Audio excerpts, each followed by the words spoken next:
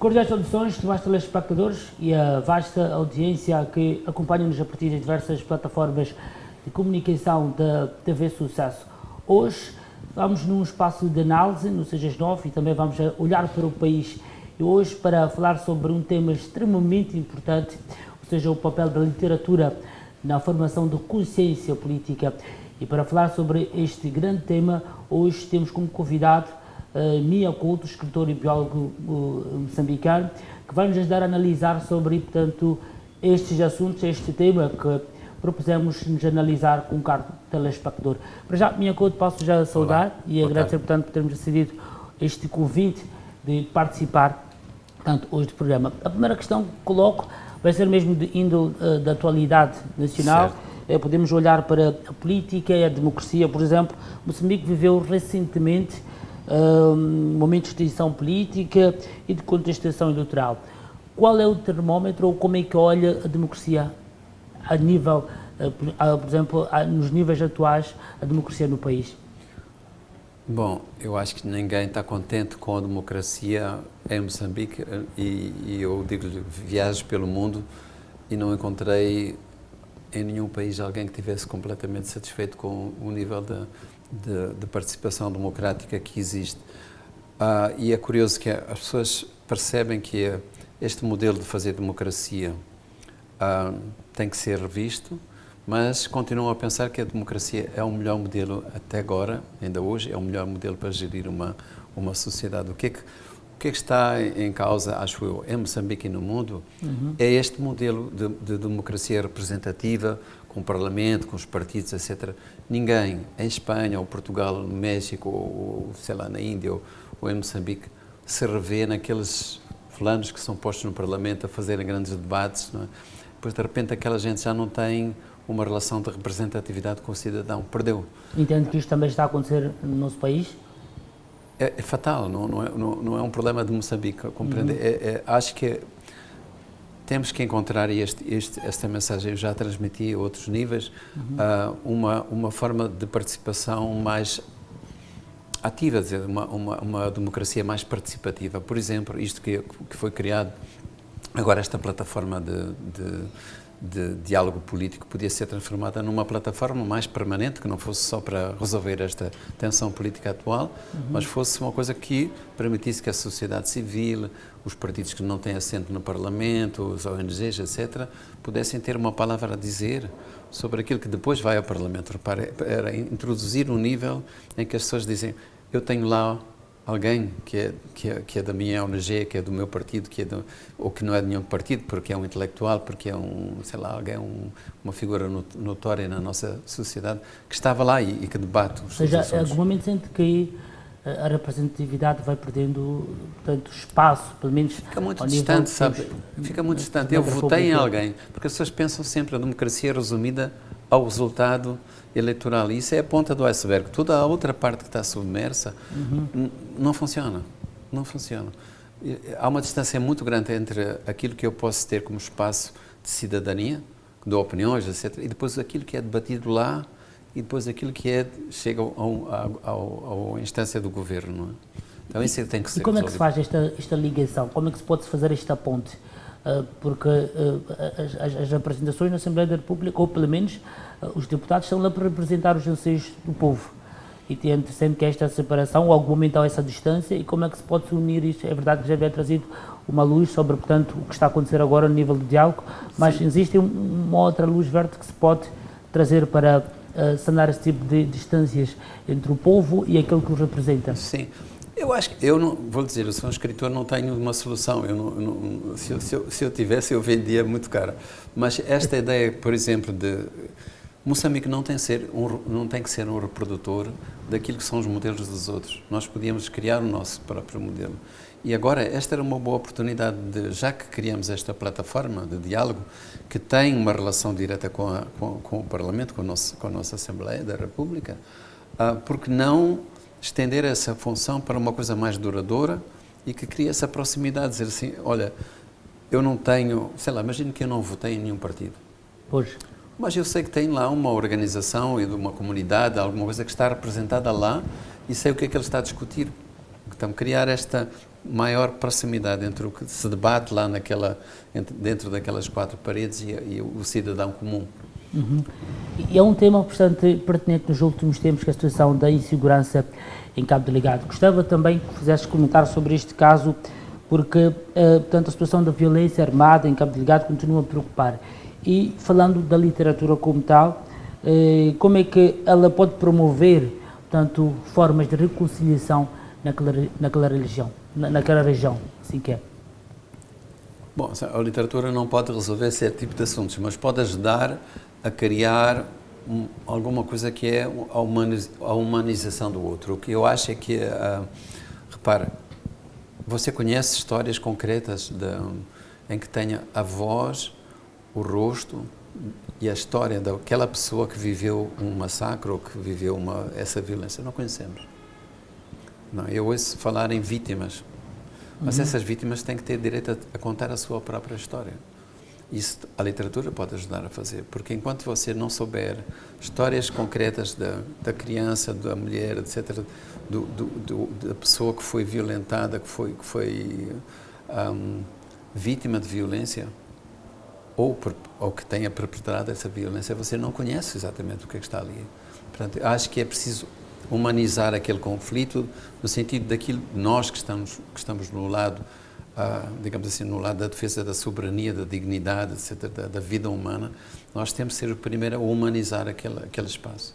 Aquelas pessoas têm que ter direito a contar a sua história, têm que ter direito à sua voz, senão ficam as vítimas, não é? Ficam anónimas. Compreende? Então acho que a literatura... Há uma narrativa até que diz que parece que Cabo Delgado é uma província isolada das outras. Parece que aquilo está é o mesmo pensamento que tem. Sim, mas fizemos isso com tudo, repara, quando foi as cheias aqui, depois a gente falava das vítimas das cheias.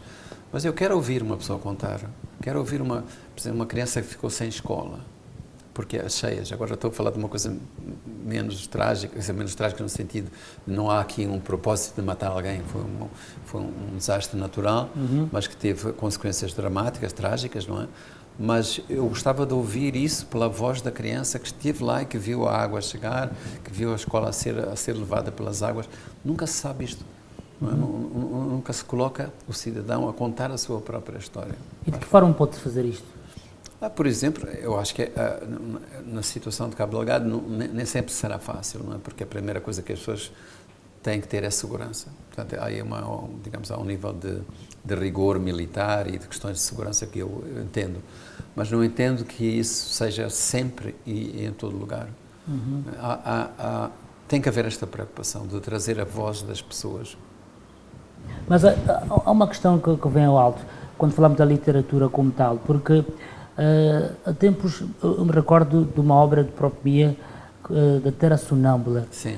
Contava, se calhar, alguma situação de guerra civil, lançada em 1992, me recordo ainda da obra. Exatamente. Uma obra que transcende gerações, mas contava, em algum momento, aspectos iguais de uma guerra, ecos de uma guerra, Sim. E depois como é que os indivíduos tinham que se posicionar face a isso. Sente que, nos tempos atuais, ainda há este tipo de exercício por parte dos escritores da literatura moçambicana em promover, portanto, medidas iguais a estas de resolver-se ou procurar pressionar o governo do dia para resolver essas questões? Acho que a literatura nasce não exatamente nos escritores em si mesmos. A literatura é o desejo de contar histórias, é a vontade e a possibilidade de contar histórias. Senão, o que eu fiz com a Terra Sonâmbula em 92, a guerra estava a chegar ao fim. Eu pensei que nunca iria escrever um livro sobre a guerra enquanto a guerra estivesse a acontecer. Mas não, eu fui visitado por vozes, colegas meus que foram mortos, etc. E o que me apeteceu escrever, aquilo não é um livro sobre a guerra, aquilo é um livro sobre a vida das pessoas que estão sujeitas a uma guerra. Porque um país está sujeito a uma guerra, tem, ao mesmo tempo que tem esse embate dessa grande, enorme violência, não é? Que procura retirar a humanidade do outro, não é? Mas as pessoas vivem. Pois. Em Cabo Delgado há vida. Há gente que não existe só quando está a fugir, que não existe só quando está a ser vítima da violência. Tem a sua vida. Então, esta vida tem que ser contada, compreendo, como um fenómeno de resistência, como um fenómeno de como é que essas pessoas não têm autoridade de surgirem como sujeitos, não têm possibilidade de serem sujeitos da sua vida, senão quando são vítimas. É preciso mostrar que há vida em Cabo Delgado, apesar de tudo, há vida em Cabo Delgado. Uhum. E como é que encontram, portanto, essas notícias? Por exemplo, agora fala-se de quase 20 mil deslocados. Sim. Daquele ponto. Como é que olha para essas questões? Como é que isto lhe parece quando houve, portanto, notícias iguais a esta de que continuam, portanto, há um recrudescimento do terrorismo naquele ponto do país?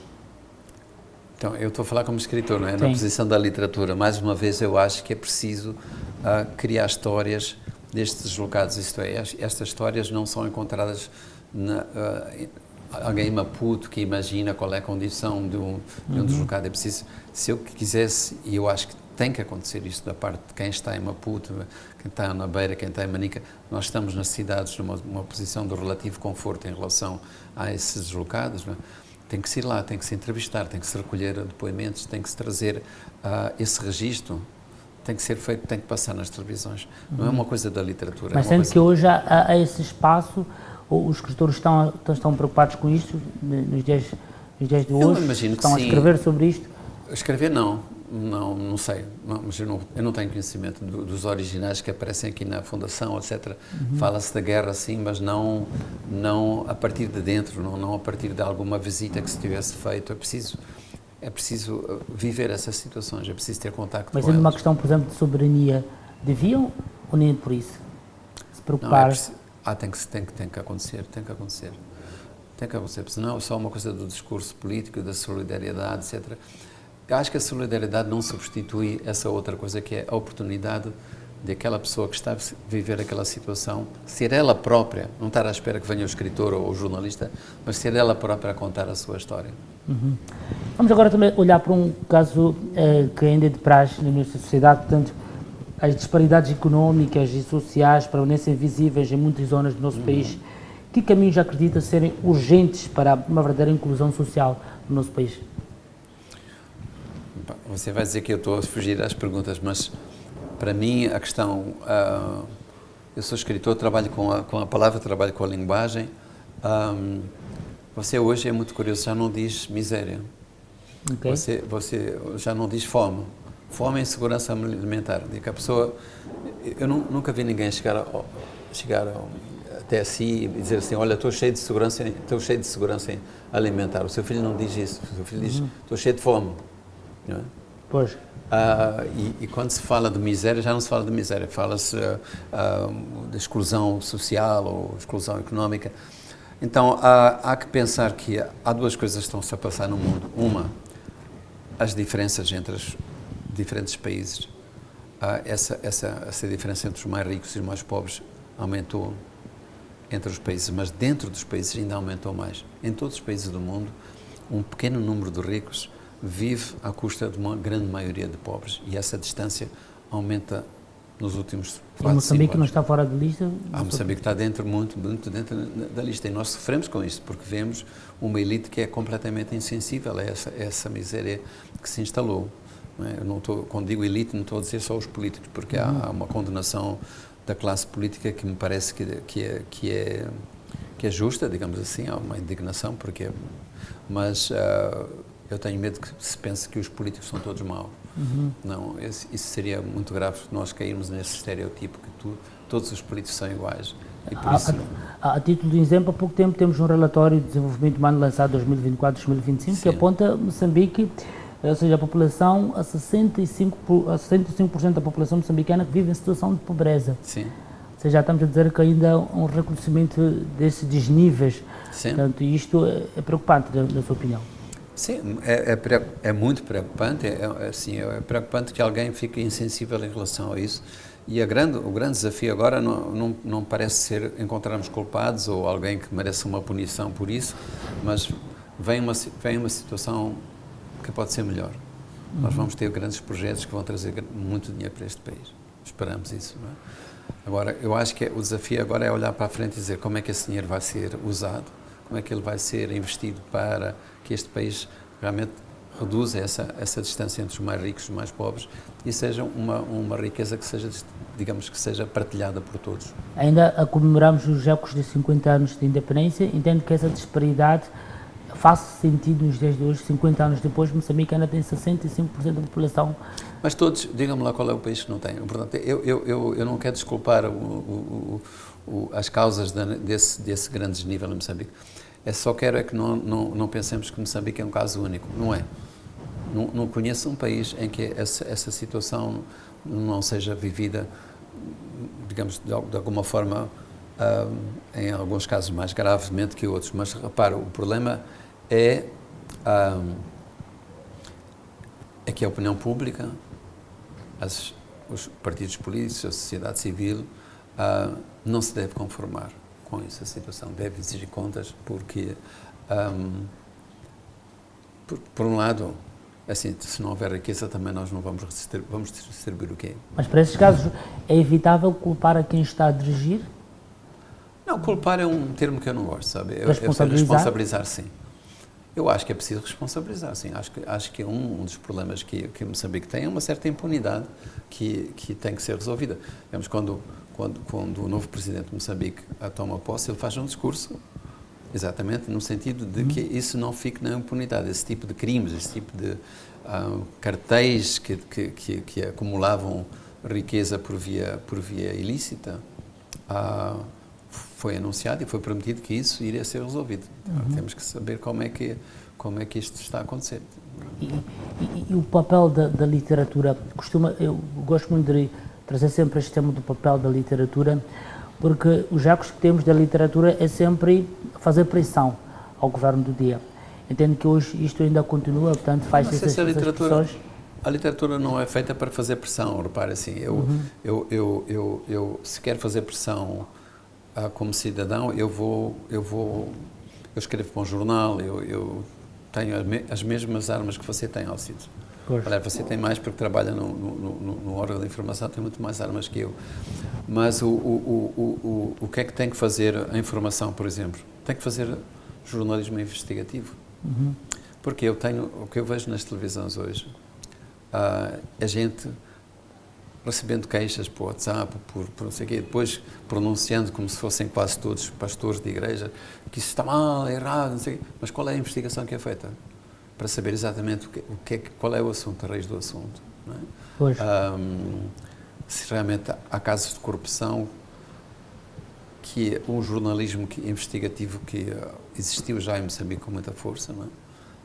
E a gente sabe quem o Carlos Cardoso foi morto por causa disso. Foi assassinado por causa, mas não era ele sozinho, havia um jornalismo que ia à raiz dos assuntos e que não tinha só opiniões, tinha factos.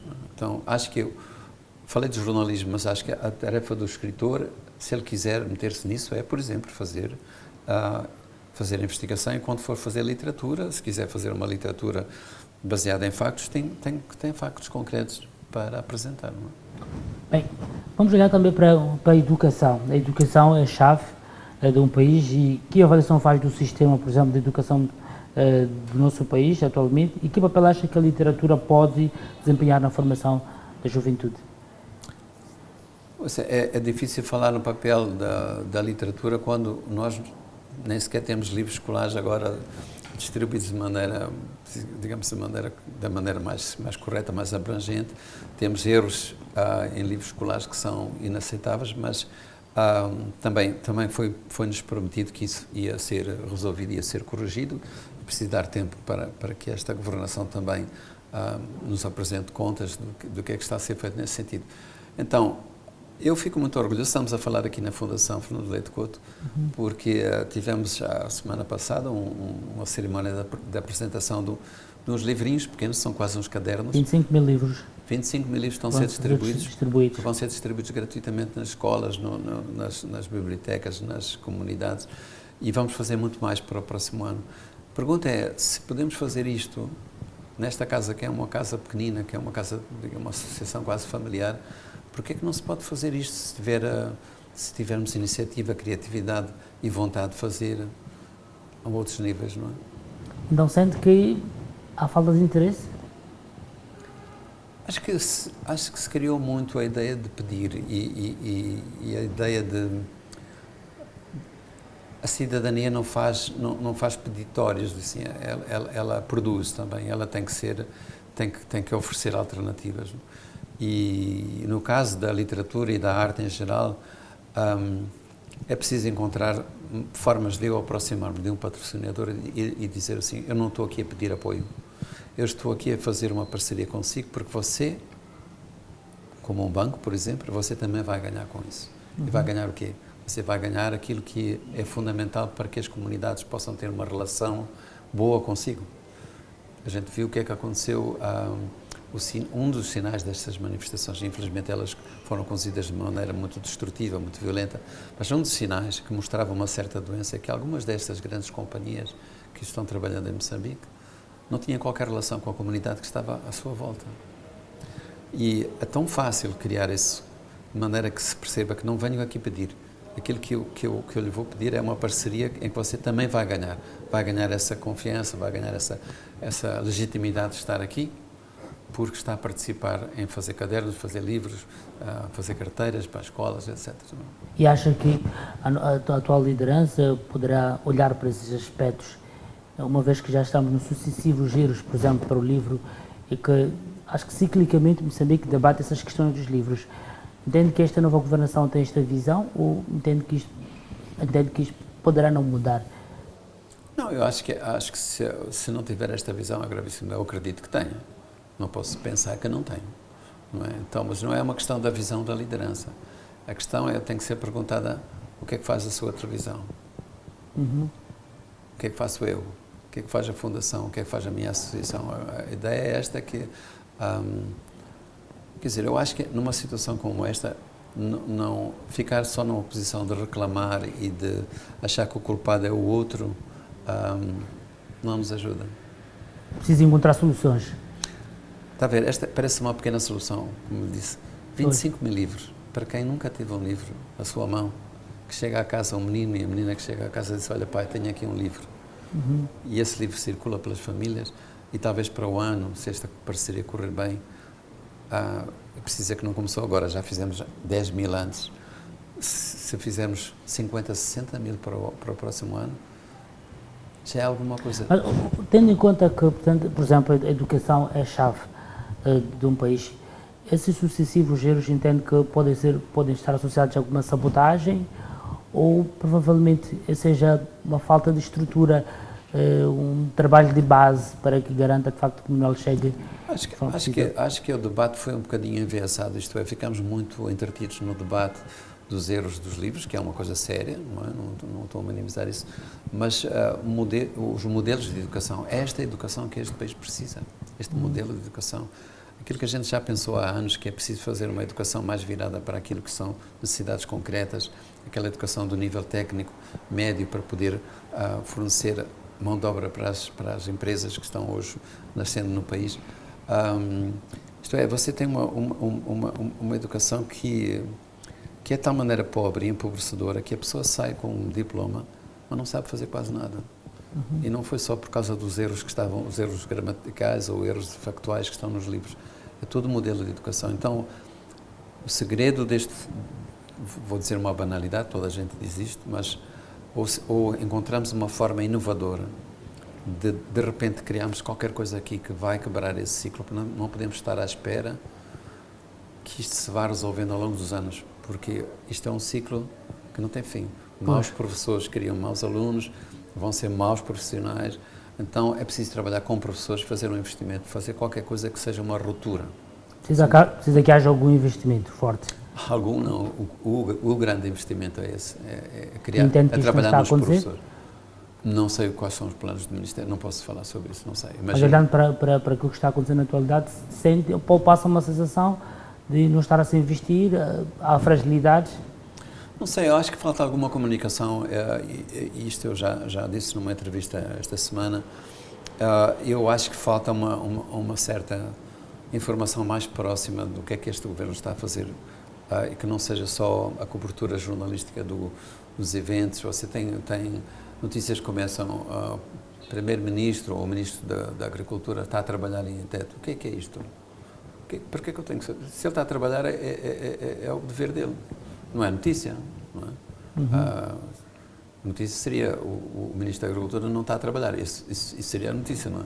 Então, é uma complexidade vossa também. Isto é, devia haver uma preocupação, porque eu imagino que há trabalho que está a ser feito, sim, imagino que sim. Mas o que se passa nos distritos, por exemplo, eu como biólogo visito muitos distritos e há muita coisa que mudou nestes últimos anos.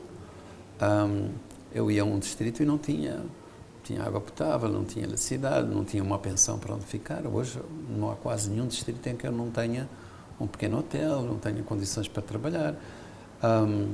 E isso não foi muito visível. Portanto, tem que haver uma preocupação deste governo de noticiar factos concretos, conquistas que são visíveis, tangíveis, para que as pessoas reassumam uma posição de credibilidade. Acredito porque vi qualquer coisa feita e não vi o discurso só. Não é? Muito bem. Também tocou num ponto extremamente importante, é biólogo, então importante também refletir sobre essa questão, portanto, os desafios ambientais que Moçambique enfrenta, desde as alterações climáticas até a degradação de ecossistemas naturais. Como é que olha para este ponto? Acho que o grande problema ambiental de Moçambique é a miséria das pessoas, não é? As alterações climáticas são um assunto, mas não são o assunto. Essa é uma coisa que a gente tem que ter uma certa soberania de pensamento, isto é, nós seremos independentes quando o Severino Goenha fala muito sobre isto, mas fomos capazes de criar o nosso próprio sistema de pensar e repensar o mundo. E hoje vendem-nos a mudança climática como se fosse o único problema ambiental no mundo, mas são vários outros problemas ambientais. E o problema ambiental é a situação, a condição humana em que a maior parte das populações em Moçambique vive. Mas Moçambique vive esses problemas de forma cíclica. Entendo não estou a dizer que não há problemas de mudanças climáticas, mas mudanças climáticas é um fenómeno com costas muito grandes. Isto é, de costas largas. A gente atribui tudo isso.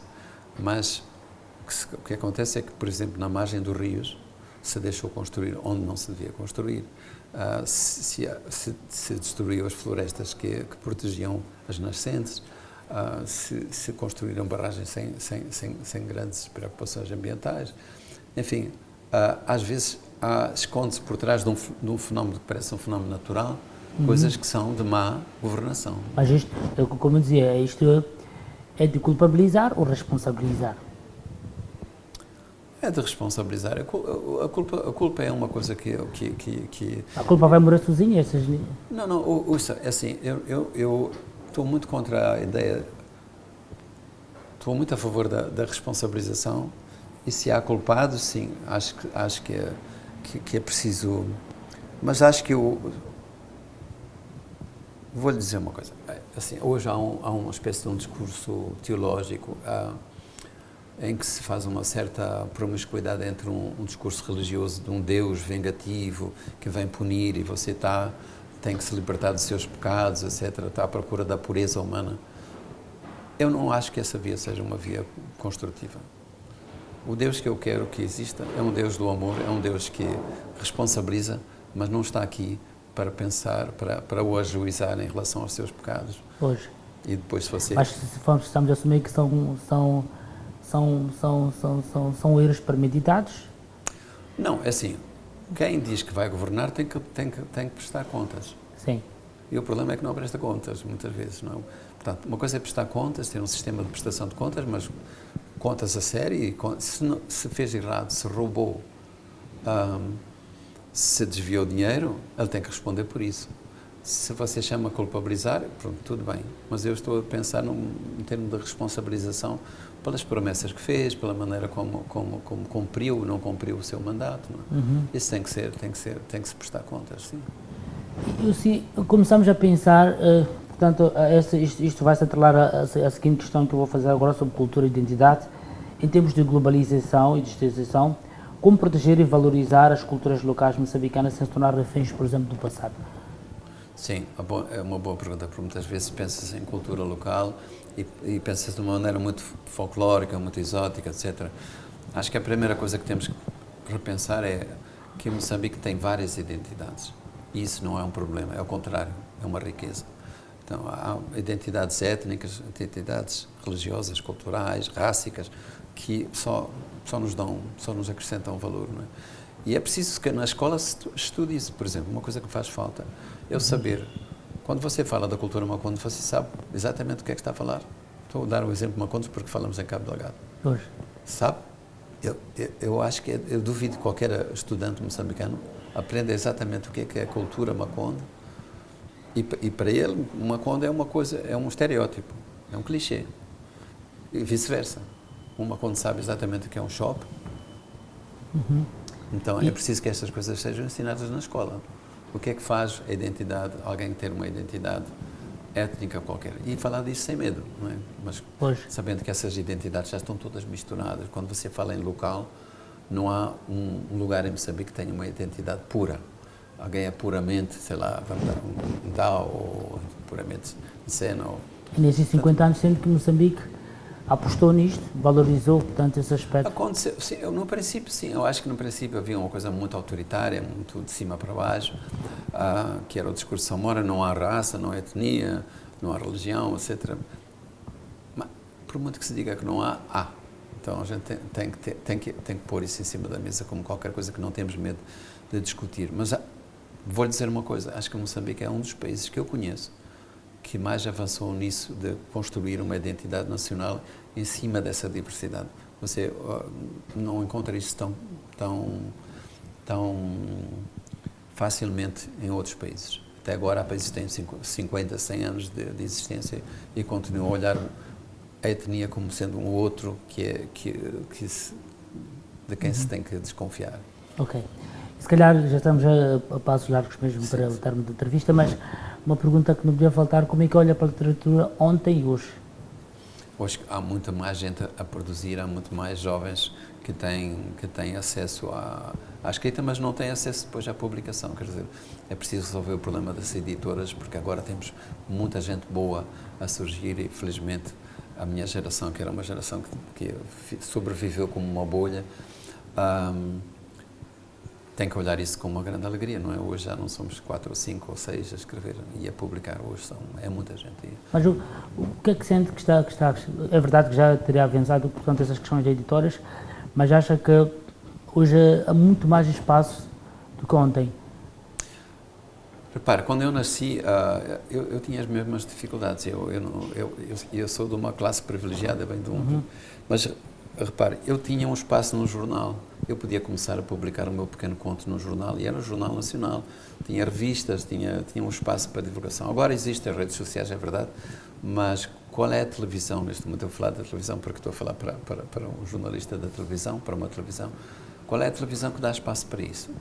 Onde é que 5 minutos que haja de divulgação sobre literatura do Craveirinha, da Noémia de Souza, da Paulina Chiziano, do Rolando Bacacossa? Custava alguma coisa ter 5 minutos de alguma divulgação da literatura? Entende que falta esse espaço na televisão? Absolutamente. Não existe. Existem concursos de música, etc., mas não existe um espaço em que um jovem leitor... Há alguns programas que sobrevivem, sim, que fazem ainda divulgação sobre arte e cultura, sim, mas são sobreviventes. Assim, houve muito mais pregação religiosa do que propriamente a defesa da arte e a cultura moçambicana. Entendo que os escritores estão como se aquela luta que se fez no passado entre a existência, portanto, de rádio e televisão. Portanto, hoje a escrita está a perder o espaço com a digitalização? Não, Entendo não creio. Não creio. Não, eu acho que é um falso conflito entre o livro físico, né, de papel, e o livro digital. Eu viajo bem nos dois, não tenho aquela ideia romântica, o papel, o livro de papel. Sim, há livros que eu gosto de ler fisicamente, não é? Mas acho que não há espaço, é uma falta de competição isso. Exato. Muito obrigado. Um abraço, obrigado. Portanto, este foi um prazer enorme, portanto, estar aqui nesses 30 minutos, trazer essas linhas. Foi praticamente um conto geral sobre os assuntos que marcam a atualidade. O Carlos Lisboa também espero que tenha, portanto, debruçado e gostado, portanto, dessa nossa intervenção a partir do 6 às 9. Portanto, fica o essencial, voltamos a cruzar numa próxima oportunidade assim justificar-se. Até lá.